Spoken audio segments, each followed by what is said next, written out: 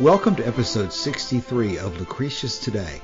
I'm your host Cassius, and together with my panelists from the EpicureanFriends.com forum, we'll walk you through the 6 books of Lucretius's poem and discuss how Epicurean philosophy can apply to you today. We encourage you to study Epicurus for yourself, and we suggest the best place to start is the book Epicurus and His Philosophy by Canadian professor Norman DeWitt. For anyone who's not familiar with our podcast, please check back to episode 1 for a discussion of our goals and our ground rules. If you have any questions about that, please be sure to contact us at EpicureanFriends.com for more information. In this episode 63, we will complete Book 4 and at the same time complete our discussion of the Perils of Romantic Love. Now let's join Charles reading today's text. If, in the mixing of the seed, the female draws in and snatches with sudden force the male seed, the child, the female seed is prevailing, is like the mother, as he is like the father of his prevails. But those who, you observe, express jointly the resemblance and mingle the features of both parents, are formed equally from the juices of both. For then the mutual ardor of the combatants has justly tempered the conflicting seed, which, raised by the stings of Venus, is sent in due proportion through all the limbs. The success of the battle is equal. Neither is victor nor vanquished. It happens sometimes that children are like their grandfathers and resemble the persons of their remote ancestors, because the parents have frequently many seeds concealed and variously mingled in their bodies, which preserve the features of the family and are delivered down from one to another. These Venus forms into different figures as the qualities of the seeds require, and represents the complexion, the voice and hair of the progenitors, for these no less arise from proper seeds than the face, the body, or any parts of it, and a female child proceeds partly from the father's seed, and a male from the mother's. For the issue always consists of the seed of both, but the greater likeness it bears to the one than to the other. It partakes of more than a just proportion of the seed of that sex, which you easily apprehend, whether the child be male or female. Nor do divinities above ever destroy the prolific virtue of the seed, or prevent a man's being called father by a number of sweet children, or curse him all his life with unfruitful love, as some vainly think, and therefore with much concern stain the altars with the blood of many victims, and make them smoke with clouds of incense, to implore a blessing upon the showery seed, and promote conception. But to no purpose they tire out the gods, and fatigue the oracles, for they are frequently unfruitful, because the seed is too thick or too thin. The thin seed will not stain the parts where it was injected, but soon dissolves and flows back. And the thick has no effect, because it is sent out heavy and condensed, or it does not carry home to the mark, or it cannot rightly penetrate the passages, or if it does, it is not at all disposed to mix kindly with the female juice. For the harmony of the love between the sexes is wildly different. Men are more prolific with some women, and women conceive more readily, and swell with their burden after the embrace of some men than with others. Many women have been barren in a first and second marriage, and been fruitful at last, have borne lusty boys, and blessed the family with a sweet offspring. And men, after marrying several times without issue, have at length found out a wife of a constitution agreeable to their own, and supported their old age with many children. Of such great importance is it in order that seeds may agree and blend with seeds in a way to promote birth, whether the thick comes into contact with the fluid, and the fluid with the thick. And on this point it matters much on what diet life is supported, for by some foods seed is thickened in the limbs, and by others again it is thinned and wasted. And in what modes the intercourse goes on, is likewise of the very great moment, for women are commonly thought to conceive more readily after the manner of wild beasts and quadrupeds, because the seeds in this way can find the proper spots in consequence of the position of the body. Nor have wives the least use for effeminate motions. A woman hinders and stands in the way of her own conceiving, when thus she acts, for she drives the furrow out of the direct course and path of the share, and turns away from the proper spots the stroke of the seed, and thus for their own ends harlots are wont to move, in order not to conceive and lie in childbed frequently, and at the same time to render Venus more attractive to men. This our wives have surely no need of. Nor is it from the gods or the darts of Venus that a woman of ordinary beauty is sometimes beloved. She often secures the affection by her discreet conduct, by the sweetness of her deportment, and an exactness in the decency of her person, so that a man by use may spend his life happily with her. To sum it all up, it is custom that reconciles the delights of love, for beat upon anything with constant blows, though ever so slightly, it is overcome at last and crumbles to pieces. Have you not observed how drops of water, falling upon a hard stone, by length of time wear it away? Thank you for reading that today, Charles. And with that, we've reached the end of Book 4. It's always been interesting to me how the last line of Book 4 is a question about, have not you observed how drops of water falling upon a hard stone by length of time wear it away? It always struck me as kind of an unusual conclusion. Yeah. This is the end of our discussion of the romantic love section. And before we reach some general conclusions about it, let's discuss the details of today's text. And it's good that we have a doctor who is female, no less, to discuss this with us. Because maybe there may be a few sections that may not be correct. I'm not sure here. But right. You'll have to tell us, Elaine. Yeah. Well, we should hear from Martin first. Yes, Yeah, Martin. okay. Yeah, of course, in the normal case, it's really one-on-one. It's just that the appearance is then dominated depending on in one way or the other. But what he correctly observes is that, so to say, that there is concealed seeds carried in humans. No? So this is then something of genes which do not show up, but may show up later in later offspring. No? Yeah, and again, I will express the same caveat that I have expressed previously, that to make this line up with current evidence, you kind of wind up passing it through a metaphor, and I would resist doing that. But I think I would just go with the observation is correct, that sometimes you can see resemblances to prior generations in children. And that's obvious. So he observed that. He was trying to explain it. His explanation itself is not actually correct. But now we would explain some of these things by recessive genes, not by different particles that were somehow, I don't know. It doesn't quite fit. But if you metaphorize it and pass it through that, you can make it look closer than it is. I would resist that. But he did make this correct observation about resemblances. Elaine, on that point, I would say that you're probably right to resist metaphorization of things with at least until you've really gone through the detail of what he's saying and just kind of made sure you understand what it is he's saying.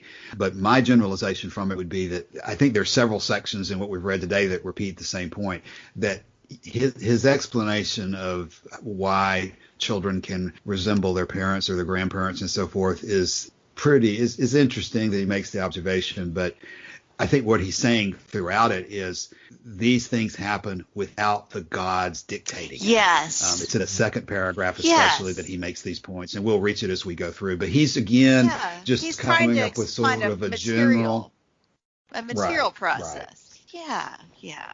Right, and that's if you want to call that a metaphor, I guess you can call that a metaphor. But that would be sort of the theme. Yeah, that's not a metaphor. That I think is it's like as you often say, the high level description. It's just we risk wanting to make the details fit when they're really not. Right. They're really not exactly, and it causes us to miss the interesting parts of the details if we do that. I think this is really fascinating that he describes the sex of the child as being from a battle between the parents, of the woman wanting a girl, and her seeds trying to fight with a man for who wins out. It's really funny. Oh my goodness. Lane, that may go back to the point about just the last sentence again. It's like that these guys, metaphor or the cliche about how does it strike you. It's like these guys are constantly referring to striking and blows, Yes. and that derives from their atomistic viewpoint that they kind of really have got to the point of analyzing everything in terms of billiard balls or hitting each other and moving Oh, apart and so yeah. forth. Yeah, good point. Mm-hmm. And also, I still wonder if it has to do with personal experience, seeing things as battles. I It's don't very know. It's Roman. just Yeah. really interesting I mean, you get perspective. the impression in the ancient world that everybody's walking around with a sword and a spear, and that they're just constantly ready to stab each other. Sometimes it seems Right, like, right. and maybe that's true. I don't know. Yeah. I think I would have loved to see his reaction to finding out that about the X and Y chromosomes, and that to have a girl, you've got a sperm with an X chromosome, but it's coming from the male. It's just interesting. Mm-hmm. That would have that Mm-hmm. would have changed his model. Very, very interesting. Anything else in that first paragraph, or there might be more to talk about in the second paragraph, because that's where he really is talking about saying that it doesn't arise from the gods. Yeah, I think we could move on to the second one. Mhm. This one contains several interesting points interesting to me about how some men will have children with some women, but not with others, and vice versa. Yeah, and I don't know about this thick and thin. I didn't look that up, but I meant to check and see if there's anything to that. I've not heard of it before. That doesn't mean there isn't anything to it, but the conception part is kind of interesting because obviously one way to explain what he observed would just be that maybe the woman was with some infertile men and then was with a fertile man and conceived, and vice versa for the man. So that's a simple way Right? to That explain would it. be one way, right? But there is and I didn't go back and look at the update of this, but there can be actually autoimmune reactions that women will have to some men, so that they can reject pregnancies in some cases from an immune reaction. I'll say autoimmune, I guess it's just an immune to the pregnancy. And I think there are some implications about fitness and evolution from differences between the partners and the success of those genetic combinations that may be favoring more variety. So that's a whole area that is out of my professional area. I really don't know that much about it, but I know that there are some factors other than just being fertile or infertile that have to do with the combination of the partners. For some reason, my mind turned to like blood types, and so how certain people take the blood of other people more successfully than others. I don't know if there's a Well, yeah. So, and of course, until very recently in human history, we couldn't do anything about things like RH incompatibility. So that Mhm. now that would not be really a conception issue. That's further out, when you get to RH. But let's say a RH, like a B negative woman has a partner who is B positive, has RH positive, and then the pregnancy, the conception has the RH is positive, from the father. Then if she has been pregnant before, which can have been an unrecognized pregnancy, like a miscarriage that she didn't even know that she had, she can have antibodies to that RH, and then later in the pregnancy will cause an immune reaction against the fetus, and which would be fatal. Except now we give Rogam, which is to block as antibodies to block her production of antibodies against her fetus. But that's further out. But there are other things that can happen earlier, and that can't even make it where you don't know that you've even conceived. my understanding. Maybe some OB can weigh in and tell me I'm wrong, but that's what I think I've read. Who else has a comment on this section? Well, I just think he's explaining it again as a material process. Right. Yeah. And throwing in the references to how useless it is to tire out the gods and fatigue the oracles, when in reality the problem is not that the gods have not decided to give that person children, but that there are physical reasons for them not having had children to that point. Zeus is too exhausted that day. Yes.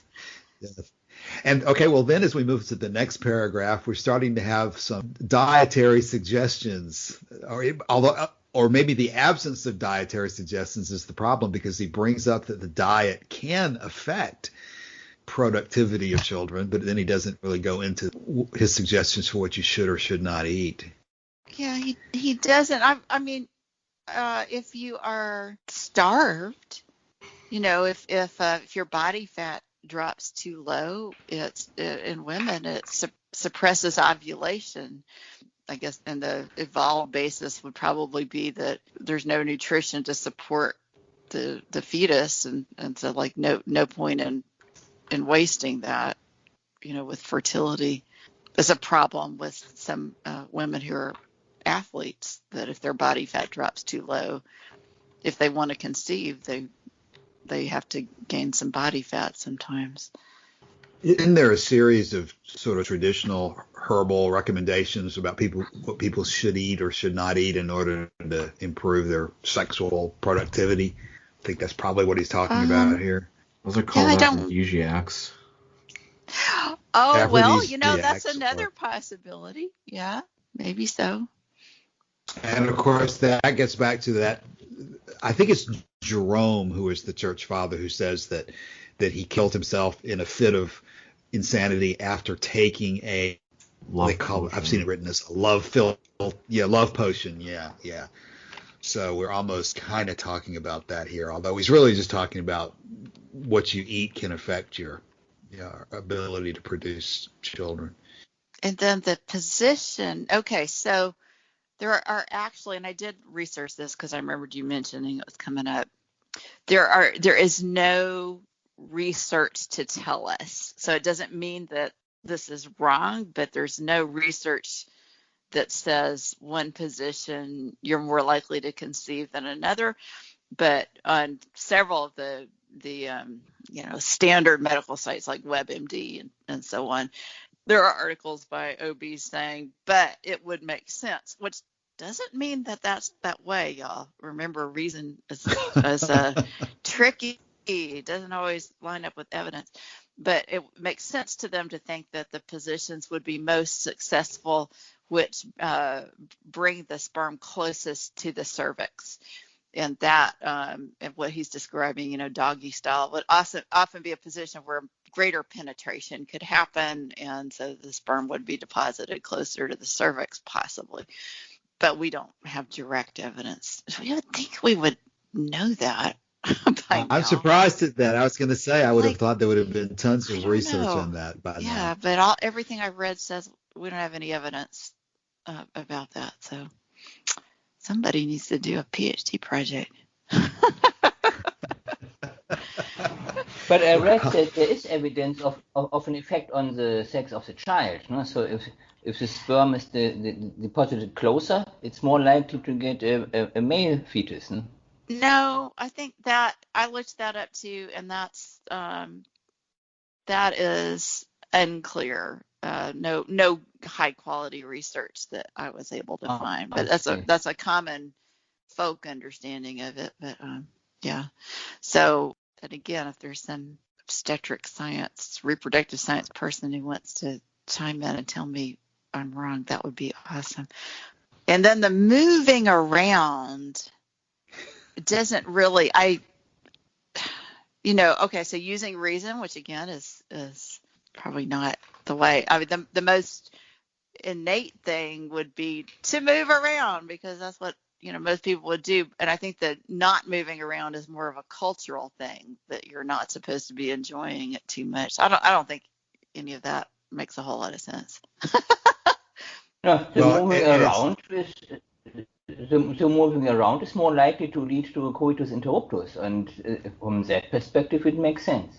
Well, I guess it depends on how far they move, but also if you're moving so that the penetration is deeper, then it would be deposited closer to the cervix. So, rather than being all tensed up and lying there and thinking of England, that kind of.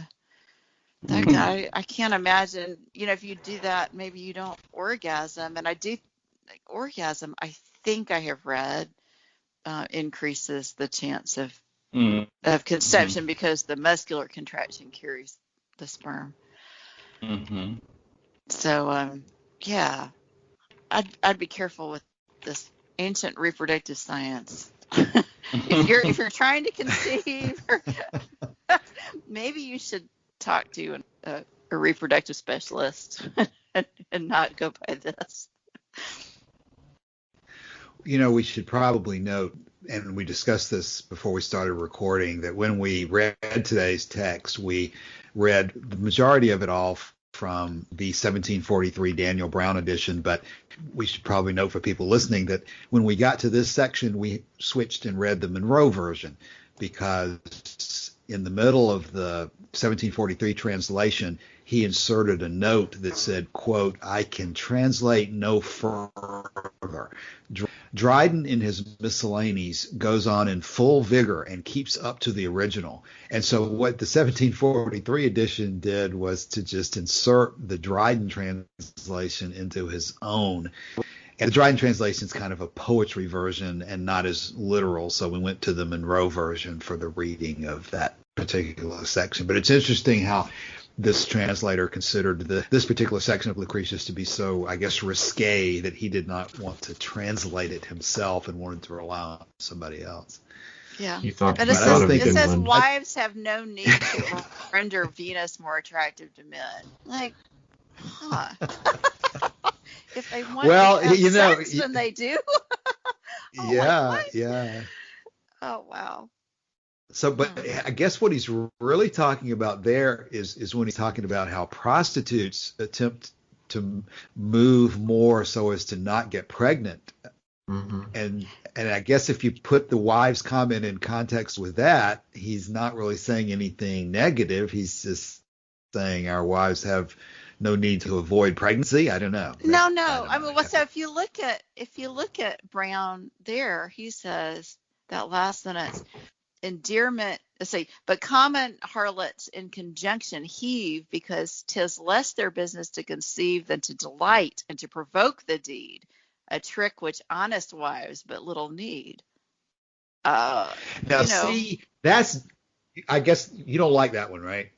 Well, I mean, it's just not true. What does honesty have to do with wanting to interest your partner in sex? See, Elaine, to me, that's probably a really good example of one of these poetry version guys taking poetic liberties and making it rhyme and making it seem kind of juicy.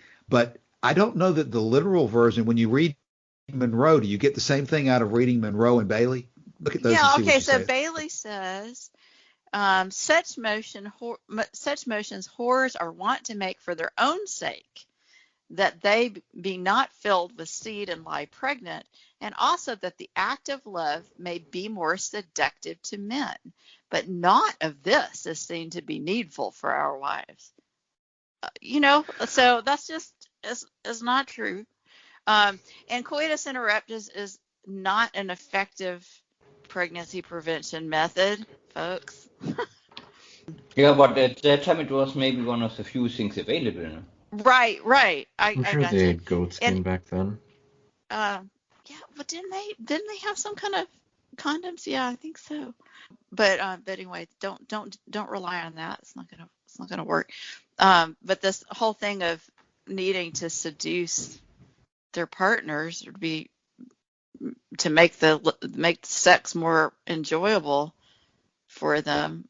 I mean, that's an issue for longtime partners. If they want to enjoy sex, they actually have to put in some effort. I think that's pretty funny. Yeah, I see a shade of difference in meaning there that I don't know that is necessary for me to try to go into any further. But I just don't like reading the poetic versions because I want to try to, and I know it's dangerous to try to drain out every ounce of meaning out of a particular word. But when someone has then altered the literal meaning of the words so that the lines will rhyme, I just feel like that puts you at a greater distance from the original meaning. Well, sure, but these other two definitely say that wives don't need to seduce their husband. I get that clearly out of the Dryden version. I'm just when I read the Bailey and Monroe.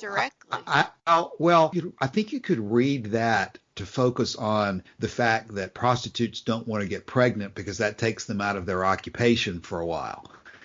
Well, that's the first. But that wives don't need to worry about that. Yeah, yes. That's the first part. But the second part also says, and also that the act of love may be more seductive to men. And you've made a very valid point, Elaine, about that, I think. But on the other hand, could you not say that a wife doesn't need to seduce her husband in the same way that a prostitute would, because the wife loves his husband and enjoys having sex with her without her going to the extremes of a prostitute? Could you say that? No, I don't think so. Judging by the high frequency of nearly celibate marriages after a long time, I think that if and I'm not putting all this on just women. Let me say, it's a two-way street. But if both partners don't make an effort, it's going to quit happening. They'll get bored. That seems to be what happens to people. We certainly need to bring our full panel in for this discussion to make sure we have everybody's perspective on this. Martin, what do you say about that? Yeah, I would say not necessarily bored. It's just we're busy with other stuff, stressed out from work, and then it just happens that it becomes less often. But if then the wife makes the effort of seducing the husband, then this can increase the frequency again. And the other way around, of course, as well. Mm-hmm. I'd have to agree with that. I've been reading... Charles, of course, now you're at 20 years old, but still, what do you think? Well, I agree with Martin. Things can get in the way and you can forget about it. So the things can get in the way and you can forget about it, but if the partners are actually making an effort to seduce each other, isn't it less likely that you'll get distracted and decide to watch television instead of having sex? Possibly, yeah. Yeah, for it to be less likely. And it really is. He is making a contrast. Like, wives don't have the least use for effeminate motions. It just sounds like you don't even need to move. That does not sound like it would be a whole lot of fun. So nothing about the pleasure of the woman is mentioned here as being important. So don't women have a need of pleasure? Well, that's what we brought this up a few weeks ago with some of the very soft, antiquated misogyny. Yeah. Well, to me, it doesn't even seem soft. It seems pretty glaring. I don't know. I think perhaps if you were a woman, it would strike you differently. Well, I think that's why I'm finding this particular section and the different translations more interesting, because I'm just seeing the possibility that you could read this as being focused on the issue of someone like Memmius, who he's writing it to, wanting to have a lot of children. And I think you could take the context that, Memmius, you're not going to have any problem having sex with your wife regularly because you want a lot of children. However, that's not the problem that prostitutes are after. They're not interested in having your children. Okay, so your wife. Cassius, do you realize that childbirth was one of the major causes of death for women back then? Yeah, and that would be true. Unrelenting consecutive pregnancies were not something that would have actually appealed to most women. That's a good point. Good point. And so something that a woman reading this is probably more likely to be aware of, and y'all didn't even think about it. You know what I'm saying? Go ahead, Martin. Yeah, I think this risk of dying from pregnancy that came when the doctors came in almost about several hundred years ago. The what was the English word for these women who help with birth? No? With those No, so the hand washing certainly did not help, but it was still a significant cause of death for women even before physicians. Wait a minute. What are y'all talking about? Are y'all saying that midwife was the word maybe that I think that Yeah, you're yeah, looking for, but yeah. Yeah, like a. but Yeah, are y'all saying that are y'all saying that childbirth became more dangerous when physicians came onto the scene? Is that what you're saying? Yes, Oh yeah, yes. yeah, that's true. That's true. But Well, that's it is something also I'm not not familiar true that it was perfectly safe before then, and it was much more dangerous back then than it is now. And it's also, like pretty. Y'all have never been pregnant, I will just say. I'm pretty sure about. So Correct. it's there you'll hear about some women really enjoying pregnancy, but for a lot of us, it is fairly physically unpleasant. There's a lot of vomiting and pain, and it's just, and that's not modern. That's just part of it for a lot of us. So to without any kind of effort to space out pregnancies, at least to limit the numbers of pregnancies, women would be spending most of their time, or a lot more of their time, being not having pleasure. That's a good And point. my wife told me the second one I would have to bear out. I tell you, So it's so it didn't happen. One of my girlfriend's biggest fears is actually dying in childbirth. yeah.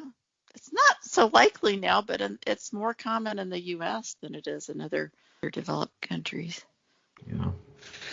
Let me ask this question. I've spent some time on this part for several reasons. One of them being that the issue of inserting Dryden's poetry version into the middle of the 1743 edition, and while I don't think everybody's agreeing with me, I'm seeing differences in his poetry version versus the narrative version. But let me ask this question. Why do you think Lucretius went into this detail? Does this add something to his general argument about not relying on the gods? I don't know that it is more speculating on details of conception, but so it doesn't argue against that, but I don't see that it specifically adds anything to it. It's a materialist I guess explanation of the strategies used by prostitutes. Yeah, maybe it's just a continuation in his mind of the issue of posture being a major factor in whether you conceive or not. Yeah, I mean, and right. It's just and a comparing mechanism. Yeah. Yeah, I'm not sure that comparing prostitutes to wives really makes any difference to his general point. Yeah. So that might be something maybe that people talk about, whether Lucretius deviates from Epicurus, and whether when and if Lucretius adds things of his own into the Epicurean arguments, that maybe potentially this could be something where he's just going into some additional detail for his own sake. But the general point being, I guess, that what you eat and your posture, the positions you're in, are going to be the mechanistic explanation for whether you conceive or not, and to some extent whether they're male or female, those kind of things. Yeah. All right, so we move to the last passage of Book 4. I noticed as well in the 1743 edition, he adds this to sum it all up in there, but I don't think I see that in Monroe or Bailey. So our 1743 translator may have been so traumatized by having read that section that his final paragraph also remains slightly altered by that trauma. That's funny. But what do you think about the last passage? Well, I don't. Maybe he's still thinking about prostitutes when he's talking about measuring the beauty aspect of it, but then he brings it back in the end to the mechanistic explanation of blows. Yeah. See you not to that drops of water falling on stones after a long course of time scoop a hole through those stones. That's the summary of his section on romantic love. The Romantic final love. words. Yeah. Oh.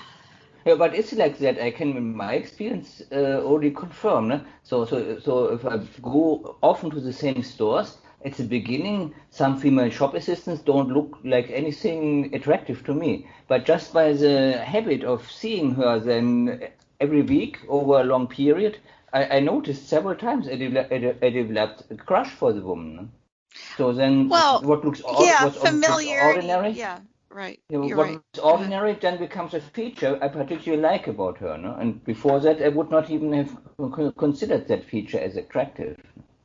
But so here's the part that to me doesn't, I don't know, it's a little confusing when you remember that beauty isn't anything without pleasure, right? There's no, he's not going with the platonic, notions about beauty, the belief that there are, certain absolutely beautiful proportions, but it almost, if you forget that, it almost sounds like this is saying that there's such a thing as a woman of form less fair apart from the eye of the beholder.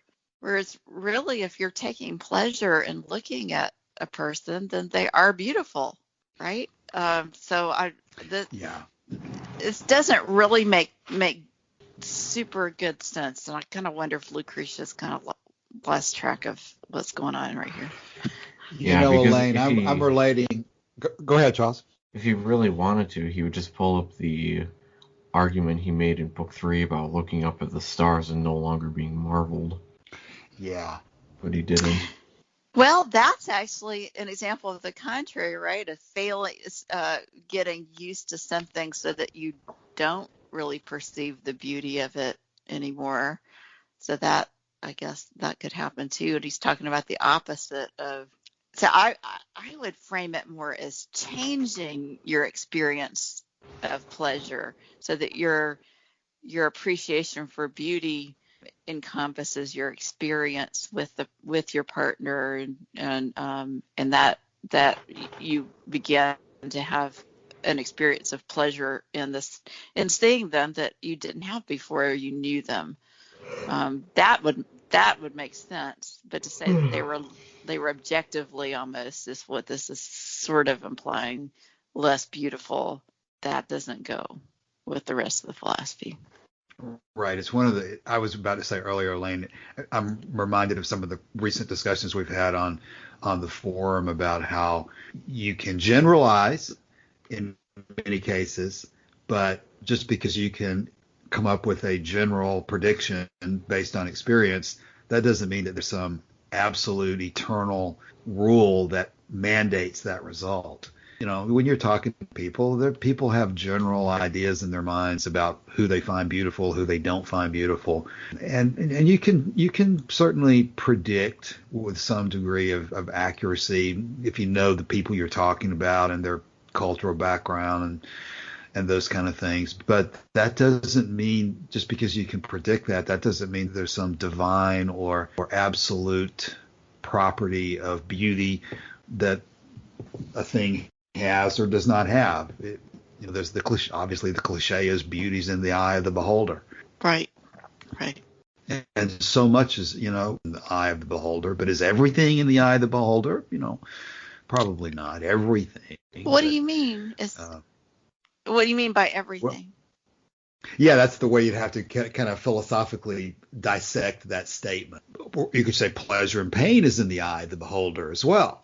And that's 100% correct, because it's a feeling, so it has to be. So any word like beauty that would not, beauty contains pleasure, and that Epicurus said that it doesn't mean anything without pleasure. You would pick another word. Yeah, that's where I'm going. Right?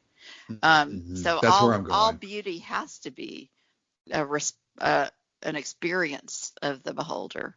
There's no other way to have it. But because we're biologically similar, and then share cultures, there's going to be a lot of similarities between what people find beautiful, and a lot of it is probably evolutionarily driven, that people who preferred partners with certain physical attributes did so because that was a marker for fertility. So they produced more children.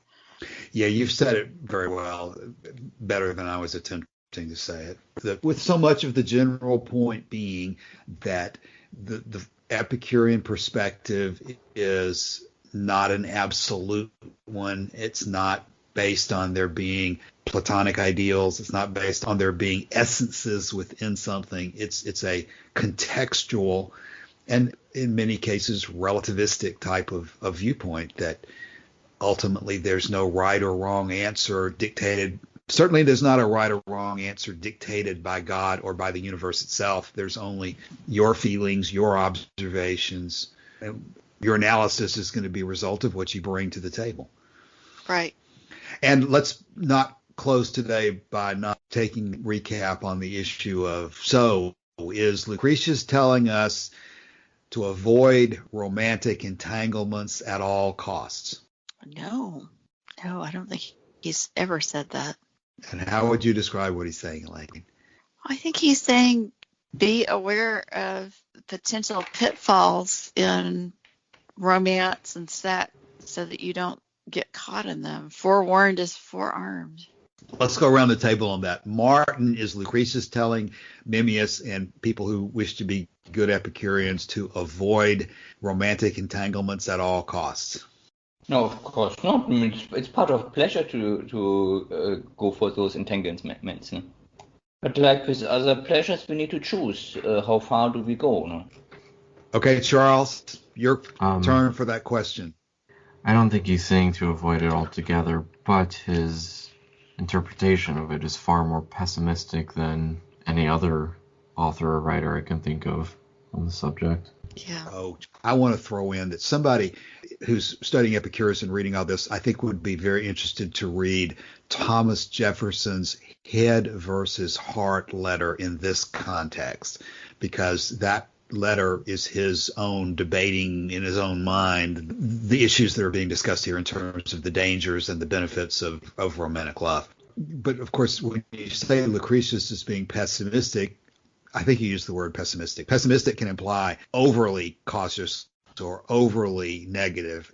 I think most of us would agree that this is, in fact, a very dangerous area of life, that if you do make mistakes here, you can cause yourself tremendous pain, so you have to be very careful. While on the other hand, it is also a very pleasurable area of life, and that we are naturally attracted to. And so you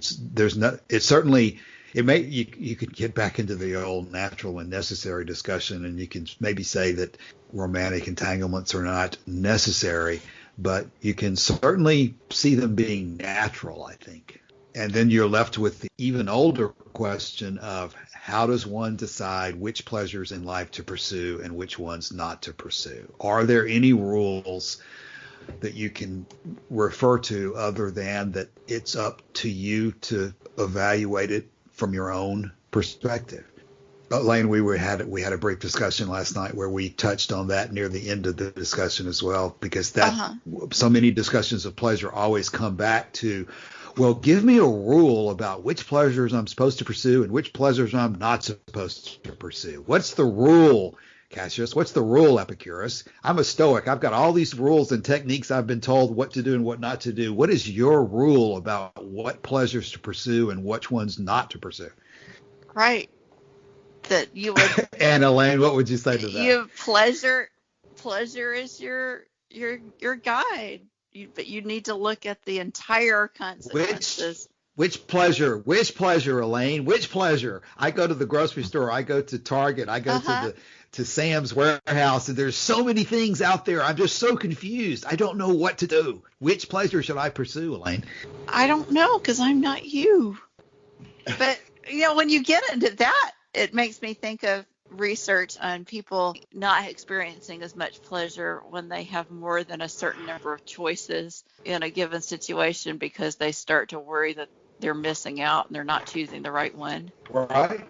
That's That kind of happens. that's kind of another topic, I guess, but it is a problem. So sometimes you might want to self-limit your available variety so that you don't get caught up in analysis paralysis.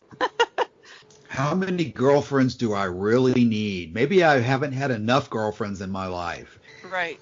Those right. kind of questions are related. Nobody can answer those questions for you.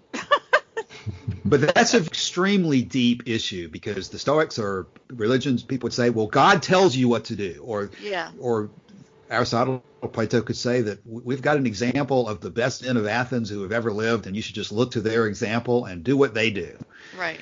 And so you really do have to have a response to that kind of question. And I mean, the Epicurean position is that we've identified pleasure as the goal of life, but to say pleasure is the goal of life can be of limited benefit if you're uncertain how to make those decisions. So there's got to be some circumstances or ground rules or your understanding of how to make those decisions have to start somewhere.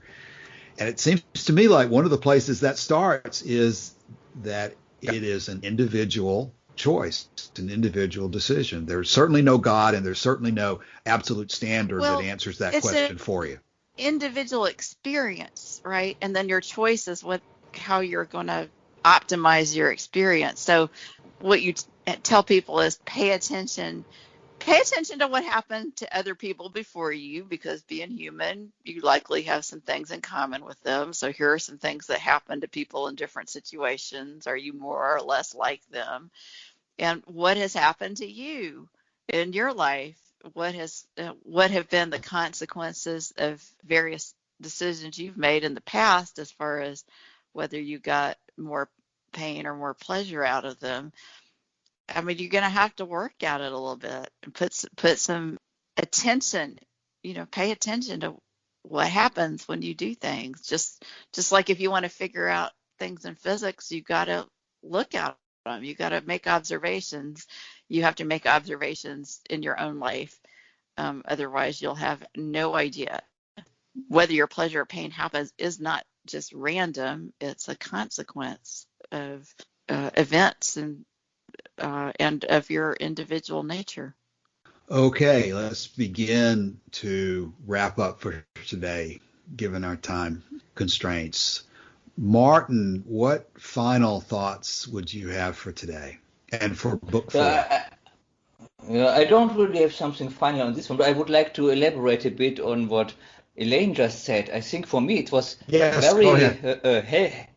was very helpful that before I got married, I saw the really disastrous effect which the husband having an extramarital affair had on the marriage and everybody involved. So this really prevented me from just having affairs out of pleasure. No? So I just didn't go that way because I saw how bad the consequences are. No? That's just not worth that little bit of extra pleasure. No? Right.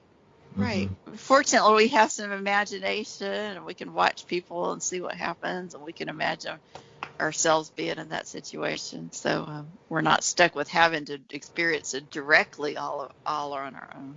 Yeah. Charles. Not so much on today's section, but I think book 4 was pretty interesting. It's been some of our most active discussions, I think, consistently, given how short it was. But I'm really curious to see where book 5 will go with the 3-age system and all that. Yeah, there's a lot of interesting material in book 5. Let me then say this as we conclude, that I used to think that this section of book 4 was kind of funny to read and kind of not as significant as some of the rest. But I think that especially the last part on romantic love could be some of the most useful information to discuss in Epicurean circles, because this issue of romantic love is a lightning rod of argument among people who will say that Lucretius and Epicurus advised against it.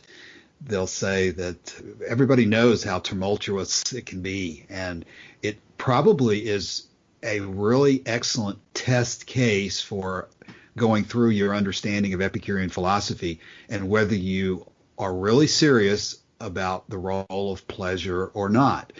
Because it's awfully easy to come to the conclusion that Epicure said don't have romantic entanglements, and it's easy to say that he's therefore writing out of life one of the most important or most pleasurable sections, and he's telling you to abstain from pleasure for the sake of avoiding the pain that comes from it. And I don't think that's what they're saying in this text. Right. And it's probably, hard cases make bad law is a cliche in the legal field, but the continuing issue we confront in Epicurean philosophy is the role of pleasure, how serious you are about taking literally what Epicure said about pleasure being the beginning and the end and the goal. And so this, to me, I think in the future will probably serve as a better point of argument than a lot of the other sections would be, because this is where the rubber meets the road. People, in most cases in life, they've been through the agonies and the joys of romantic entanglements, and they've often been burned, maybe always have been burned once or twice at least. And yet they go back and do it again and again. And it's the power of pleasure that draws you to it. And probably it's just a really excellent way of focusing the mind on the ultimate implications of Epicurean philosophy. Absence of pain and simply nothingness is the opposite, I think, of what Epicurus is teaching. He's saying that clearly there are dangers and clearly there are pains that you want to try to minimize and avoid, but in the end, I think he was serious and he did mean pleasure, including romantic love. So yeah. Those are my thoughts for the day. So next week we'll come back and start book 5 and talk about the origin of civilization and the origin of language. But first we'll start out with another one of the most striking praises of the significance of Epicurus personally for Lucretius and his role in Epicurean philosophy. I believe this is the one where we compare Epicurus to a god. Is it not, Charles? I believe this is it. I could be totally wrong. Because book 6 is kind of all over the place. And it ends. Well, book 6 is right. You're right. Book 6 is excellent in my view too. That's the one talking about his Athens being the source of corn and Athens being the source of Epicurus. So right. Book 5 is the really Epicurus was the god in his effect presentation, I think. Unless we've already done that in book 4. I should look at this before I say something like that. But each of the books starts out with a very important section, and I'm sure it'll be good no matter what it is. So, okay. Yeah. With that, we'll come back in a week. So thanks, everybody. All right. Bye-bye. Thanks, Bye. bye. All right.